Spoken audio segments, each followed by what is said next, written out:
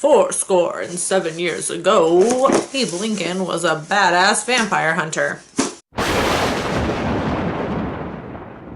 Hey there, creepy peeps. It is Creepy Book Club time again.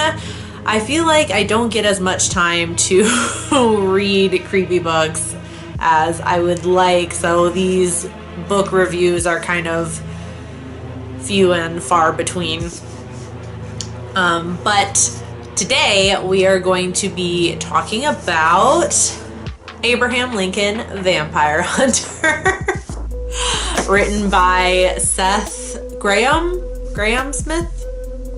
Spells it a little strange, but Seth Grahame-Smith. I really should look up the pronunciation of people's names before I start these. I feel like half the time I don't know how to say names, but anyways, Abraham Lincoln Vampire Hunter.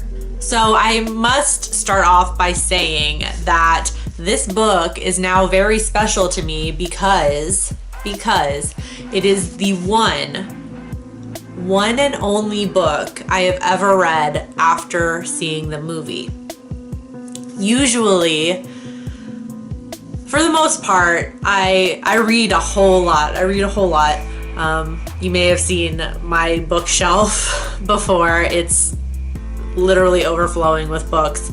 So for the most part, I usually have read the book before I see the movie, whether or not I've read the book a long time ago or I think the movie looks interesting and I read the book before I go see it. But I will never ever read a book after I've seen the movie, only because reading a book is a lot of commitment.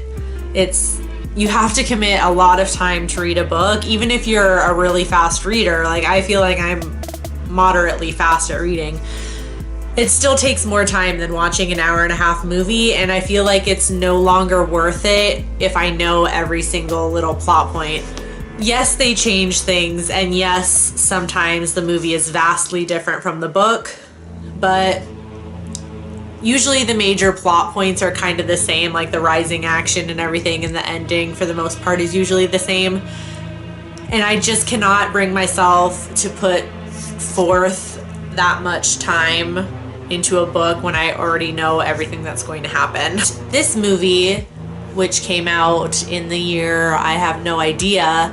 I did see the movie when it came out, and I don't remember a whole lot about it, but I remember not really being impressed with the quality of the movie. I did like the general plot of the movie. You know, I like the idea of taking a historical figure like Abraham Lincoln and just putting like a supernatural, creepy, scary twist on it. But I thought I wanted to give the book a try. I have read a few other things by Seth Grahame-Smith. I've read Pride and Prejudice and Zombies and Sense and Sensibility and Sea Monsters, both Jane Austen books that Mr. Grahame-Smith has put his own twist on. So I thought I would give this a try, and I was not disappointed, not in the least. I really, really enjoyed this book.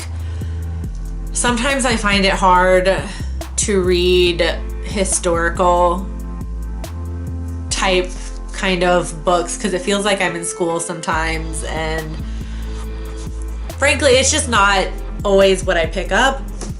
But since this kind of had like a spin on it, like little vampire spin on it, I really enjoyed it.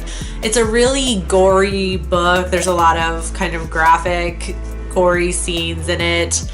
And I really thought it was interesting, like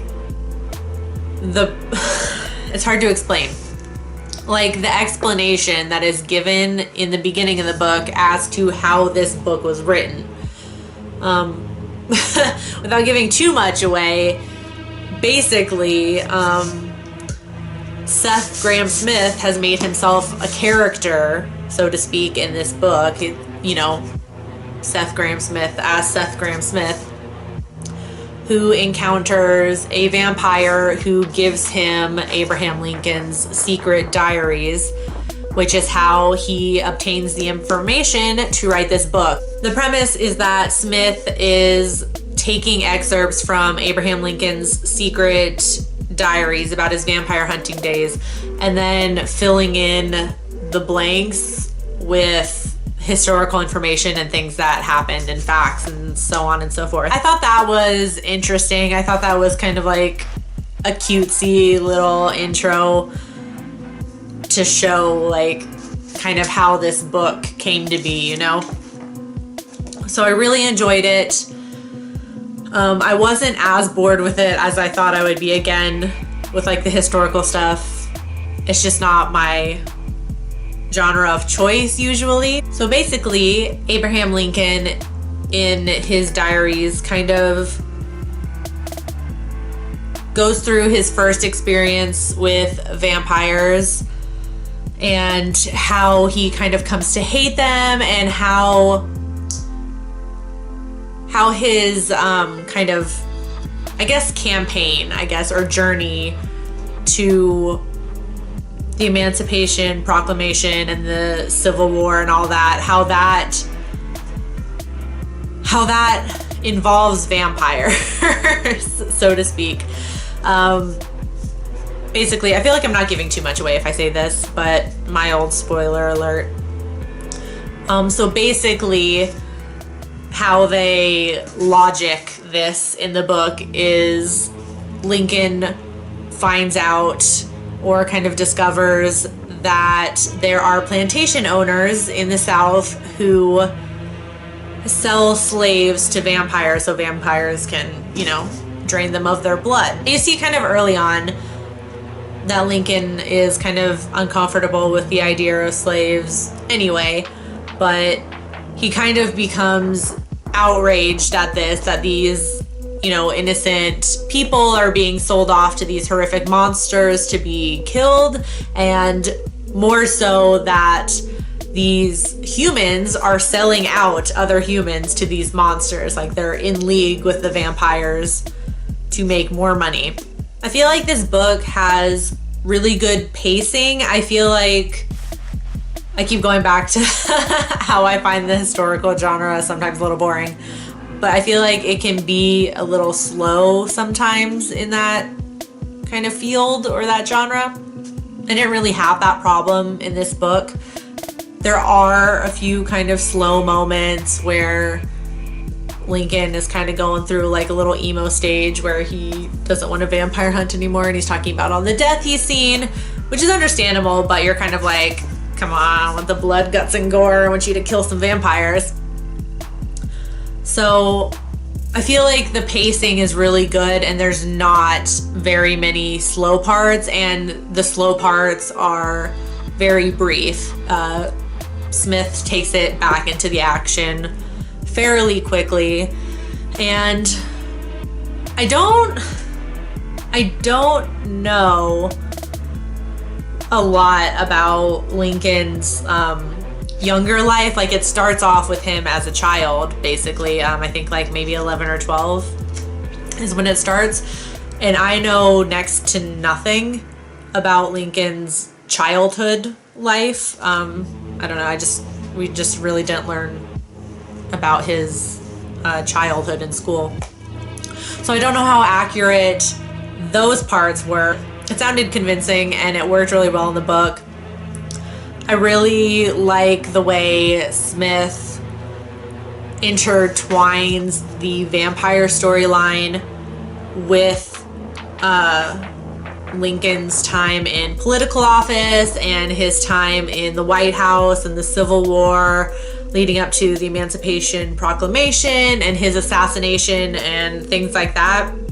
It feels very well thought out, and I had this same feeling about his Jane Austen books, Pride and Prejudice and Zombies and Sense and Sensibility and Sea Monsters. I feel like Smith puts in a lot of effort to make sure it kind of, at least in the Austen novels that he wrote, it feels like he took a lot of time to make sure that he stays true to the story and while putting his spin on it. And this feels the same way, even though this is not based from fiction, it's based from, an actual person's life. I feel like he does really well to make it make sense. Like, if you didn't know any better, you could probably believe this. I think you could believe this, if you didn't know any better. Hey, and for all we know, it was secret, it was kept under the rug. He could have been a vampire hunter, you guys. I will link you guys to my website at NightmareMaven.com, and you can go there and read a longer discussion or longer review on this book if you wish.